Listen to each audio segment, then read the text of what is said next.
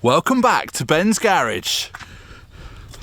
Today we pit the Gap Diagnostic IID Tool against the iCarsoft Land Rover version, get it out the right way, Land Rover version 2 diagnostic tool.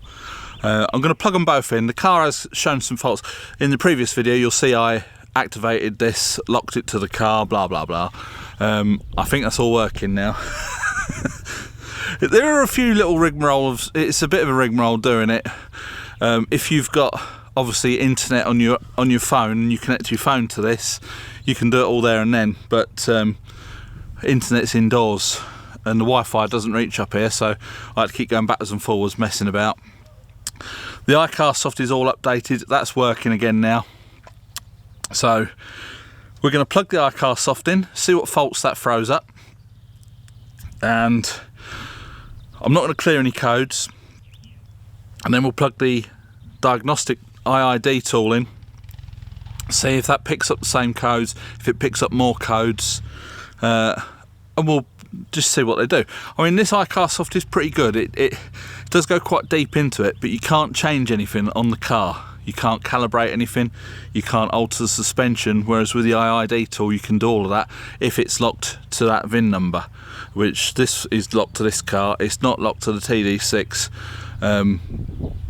Further on down the road, when we get some more modifications done on the TD6, I will get a license for the TD6 so that we can get into all the features to alter the suspensions and stuff, but that's later on down the road. So today we're just going to test these two and see how good they really are. See you in the car. Right, I've started the car up because I've not got the battery charger out here to make sure that there's enough power in the thing. So we're going to try the iCarsoft first. Now the iCarsoft is an all-in-one unit. With the IID tool you need like a mobile phone or an iPad. Obviously we're using the iPad because it's got a nice big screen on it.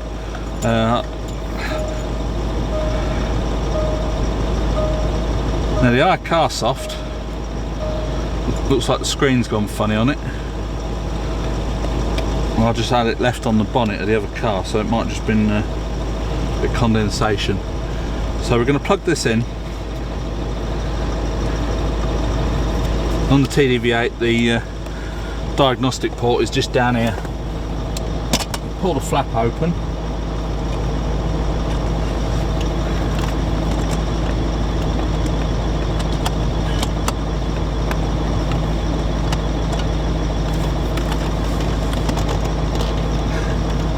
Plug it in. Don't know if you can see that. Right, so today we're going to go for diagnostics. Land Rover.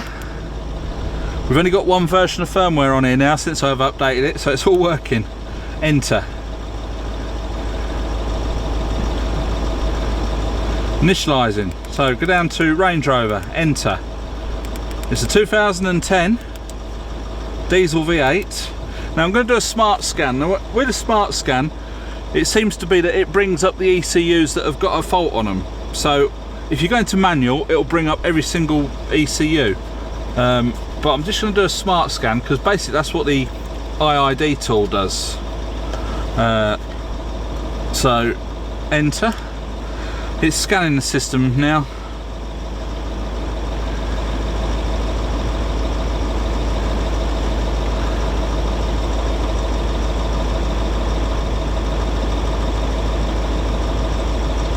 Nearly there, 37 and 44. So it's coming up with 25. So I'm going to just go into the diesel V8, read fault codes. Invalid data received from transmission control module. Okay, so we'll go back again.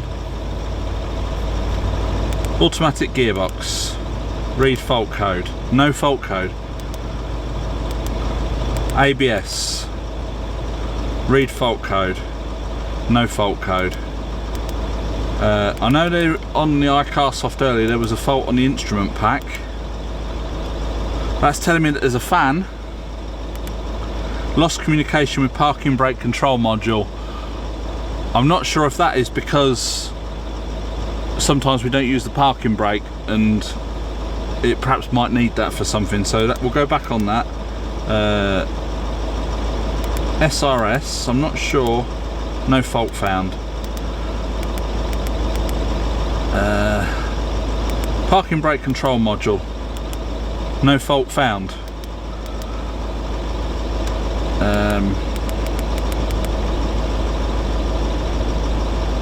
Body control module, key transponder. Now that might be a fault, because I've just tried putting the ignition on and I had the key in my pocket and it wasn't picking up the key. So I just unlocked the car again, put the key over there, and it's fine. So if I clear that code, it might just disappear, but we'll see what the IID picks up. So we'll go back.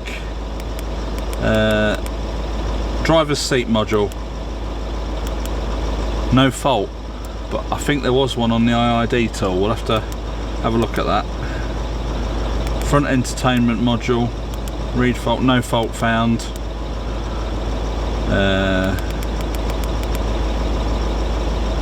And that's it. So I'm going to come back out of that now. So we've got the faults that the iCarsoft has brought up. Are you sure you want to exit? Yes. Back, back, back, back, back, back. That's back to that page now. Let's check what the voltage is doing. So I think the IID's got a voltage tool as well. Well, that's nice. That's idling, and that's 13.7 volts. So quite happy with that, because we did have that issue before. I'm not sure if it might have been my key that was causing the problem, because I've just put a new battery in that the other day since that fault, and it's. But anyway, so that's the iCarsoft that's picked up all those faults. So I'll disconnect that, and we'll plug this one in now.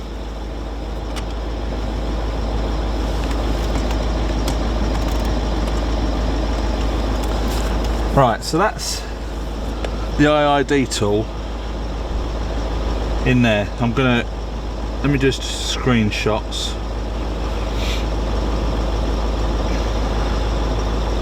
Connect to last tool. Hopefully this will connect now. Oh, come on.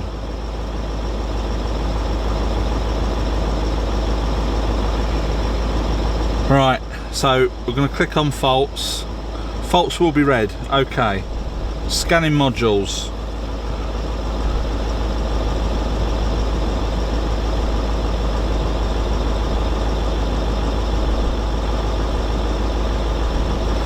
So here we've got audio amplifier, 3 faults. Speaker circuit, general electrical failure circuit open. That was triggered last year. Speaker 2 circuit, general electrical failure circuit open.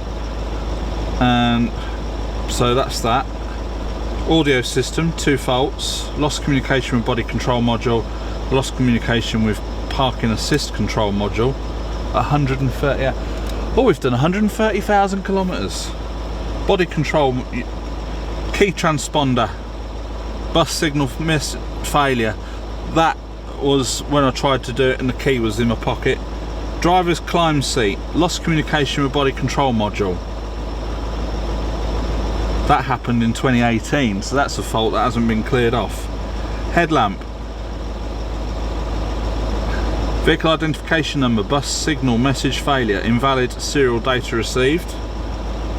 Instrument pack, fan, general electrical failure circuit open. Lost communication with parking brake module, again, I mean that was triggered yesterday.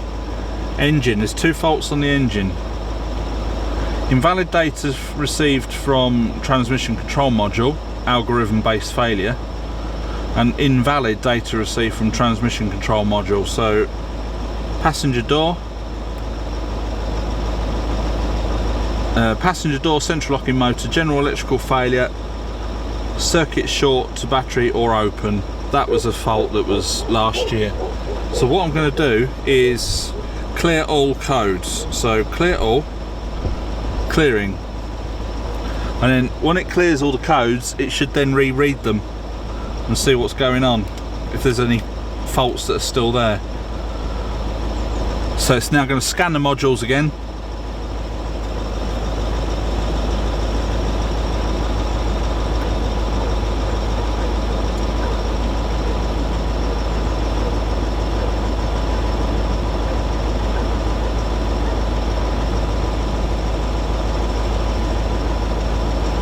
I'll scan it again because it says there's no codes. So there's no faults. I've cleared all those faults off. They're all ancient faults. So they're not always going to be something wrong. It's going to be something's triggered something off to send a report to the ECU. I mean, you can do height adjust, height control, hell of a lot of configuration tools on here. But that's about it. So I'll shut all this down and we'll finish off out here. So disconnect the tool. You're about to disconnect the tool. Do you wish to proceed? Yes. And that's it. I can pull that out now.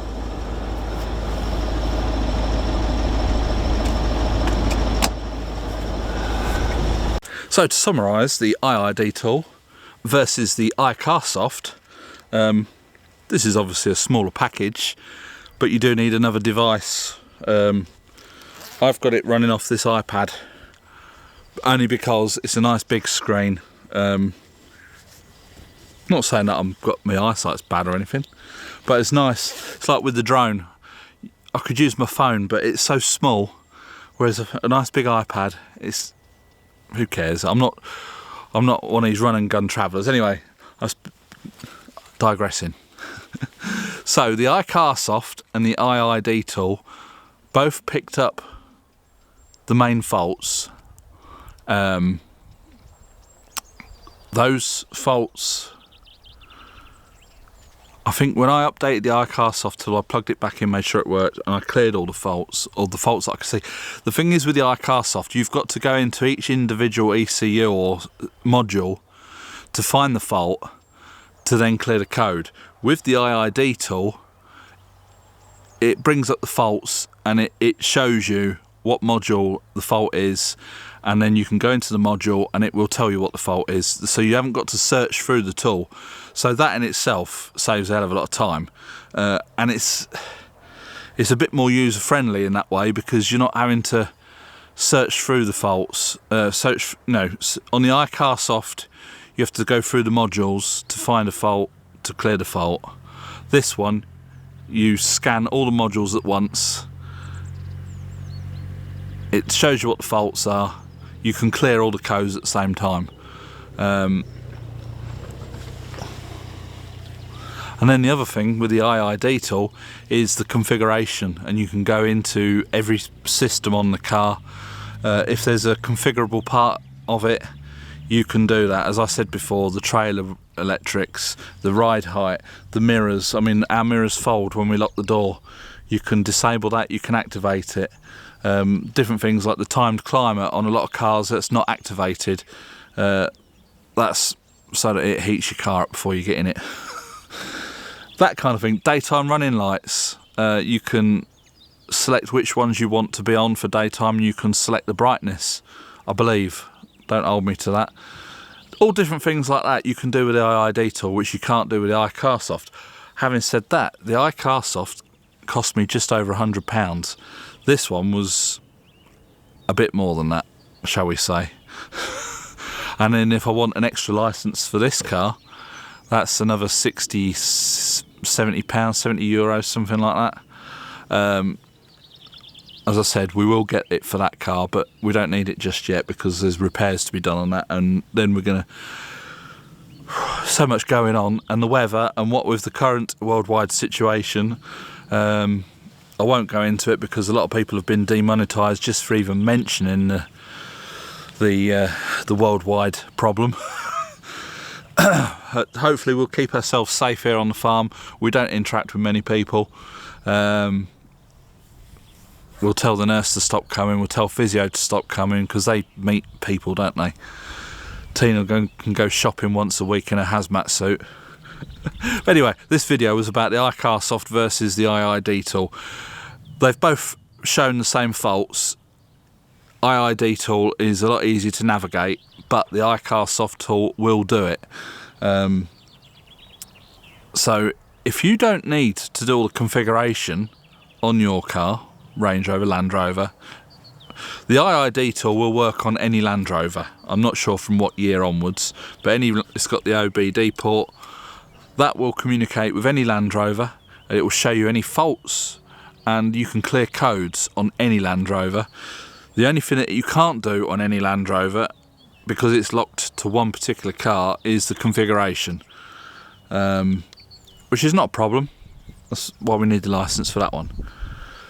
So both tools are equally as good, just depends on what you want to do with them. If you just want to read codes, find a fault, clear the codes, on your way, fine.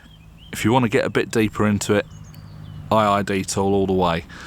So that has been, it's not a review, I just wanted to compare them off one to another, because I did see a video the other day where somebody compared the IID Tool with like a €30 eBay special Bluetooth tool. Now the €30 eBay special didn't show any faults, and then the IID Tool threw up loads of faults. I was wondering if the iCarsoft might have done the same, but the iCarsoft, I will hats off to the iCarsoft, it did throw up all the same faults that the IID Tool did. But we'll see how we go. I mean, if the IID Tool's going to be working perfectly on these new cars, I will probably sell the iCarsoft tool, so that might be going up for sale. If anyone's interested, just send me a message or whatever, and I'll maybe get it sent off to you if anyone wants it for the right price. It's in its new condition, it's all updated, it's perfect, but there's no point having too many scanner tools kicking around. So that's it basically, IID Tool all the way, because obviously we want to get a bit deeper into it. I'm waffling, stop waffling, finish the video. So I hope you liked this video. Please click the thumbs up if you did, because it all helps push our videos up, it gets us into suggested videos and this, that and the other. Subscribe if you haven't already. Now I won't say it in this video, I'll do it in the next video, just explaining subscribers, how many watch, how many don't, how many people have rung the notification bell but not activated all notifications, so you're not getting notifications. Anyway, subscribe if you haven't already, and from me and the Hobbit indoors getting ready for dinner, steak and chips tonight. Oh, lovely. It's bye for now.